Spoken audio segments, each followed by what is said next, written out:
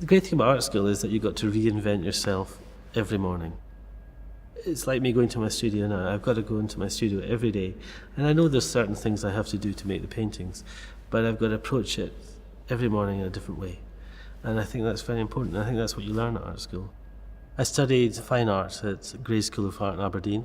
I then went on to do a postgraduate at Edinburgh for 1 year after that. But Gray's was the main place where I actually formed a body of work, which at that time was figurative, which then moved on to the abstraction that you have now.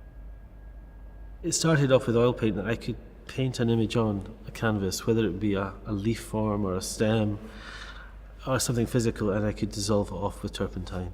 And you get a trace element of the image beforehand. So in these exposed paintings that are here, the earlier ones, which is the olive green one and the orange one, is a colour placed down, a vertical line taken out of it, and then the paint simply removed by turpentine from one side. As the years have progressed with the exposed works, that they become more and more complex. With the violet paintings there, they're actually painted 7 or 8 times. So the violet goes on, the black goes on top of the violet, it's wet on wet. I take a line through it, I dissolve it off. Then I put the violet on again, put the black on it again, take the same line through it, follow the same channel and dissolve it off.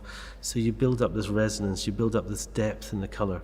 So what looks like it's poured, people often talk about my work saying it's poured or it's dripped. It's actually all quite highly controlled. There's one point, the initial release of turpentine, below the band of white and horizontal, that's the only point I can't control. What you see is, a painting which has its own intrinsic history, but also has this physicality which has evolved over the years.